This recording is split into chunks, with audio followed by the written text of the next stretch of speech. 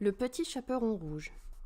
Il était une fois une petite fille de village, la plus jolie qu'on eût su voir. Sa mère était folle, et sa mère grand plus folle encore. Cette bonne femme lui fit faire un petit chaperon rouge, qui lui seyait si bien que partout on l'appelait le petit chaperon rouge. Un jour, sa mère ayant cuit et fait des galettes, lui dit « Va voir comme se porte ta grand-mère, car on me dit qu'elle était malade. Porte-lui une galette et ce petit pot de beurre. » Le petit chaperon rouge partit aussitôt pour aller chez sa grand-mère, qui demeurait dans un autre village. En passant dans un bois, elle rencontra compère le loup, qui eut bien envie de la manger. Mais il n'osa, à cause de quelques bûcherons qui étaient dans la forêt. Il lui demanda où elle allait. La pauvre enfant, qui ne savait pas qu'il est dangereux de s'arrêter à écouter un loup, lui dit « Je vais voir ma grand-mère, et lui porter une galette avec un petit pot de beurre que ma mère lui envoie. »« Demeure-t-elle bien loin ?» lui dit le loup. « Oh oui !»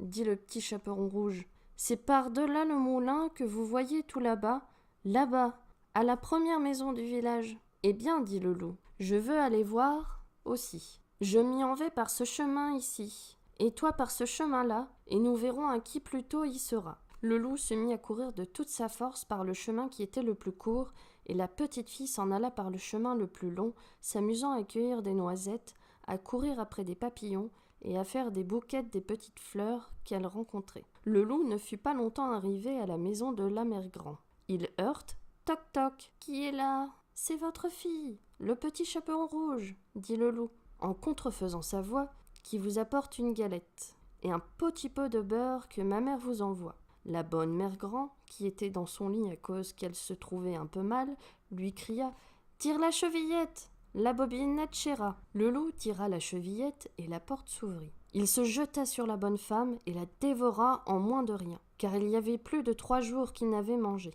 Ensuite, il ferma la porte et s'alla coucher dans le lit de la mère grand, en attendant le petit chaperon rouge qui, quelque temps après, vint heurter à la porte. « Toc toc, qui est là ? » Le petit chaperon rouge, qui entendit la grosse voix du loup, eut peur d'abord. Mais croyant que sa grand-mère était enrhumée, répondit « C'est votre fille, le petit chaperon rouge, qui vous apporte une galette et un petit pot de beurre que ma mère vous envoie. » Le loup lui cria, en adoucissant un peu sa voix « Tire la chevillette, la bobinette chéra. » Le petit chaperon rouge tira la chevillette et la porte s'ouvrit. Le loup, la voyant entrer, lui dit en se cachant dans le lit sous la couverture « Mets la galette et le petit pot de beurre sur la huche et viens te coucher avec moi. » Le petit chaperon rouge se déshabille et va se mettre dans le lit, où elle fut bien étonnée de voir comment sa grand-mère était faite en son déshabillé. Elle lui dit « Ma mère grand, que vous avez de grands bras, c'est pour mieux t'embrasser, ma fille. Ma mère grand,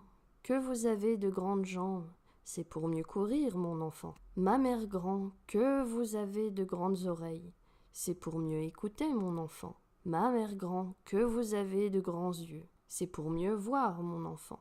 Ma mère grand, que vous avez de grandes dents, c'est pour mieux te manger. » Et en disant ces mots, ce méchant loup se jeta sur le petit chaperon rouge et la mangea. Moralité. On voit ici que de jeunes enfants, surtout de jeunes filles, belles et bien faites et gentilles, font très mal d'écouter toutes sortes de gens, et que ce n'est pas chose étrange s'il en est tant que le loup mange. Je dis le loup, car tous les loups ne sont pas de la même sorte. Il en est d'une humeur accorte, sans bruit, sans fiel et sans courroux, qui, privés, complaisants et doux, suivent les jeunes demoiselles, jusque dans les maisons, jusque dans les ruelles, mais hélas, qui ne sait que ces loups doucereux, de tous les loups sont les plus dangereux.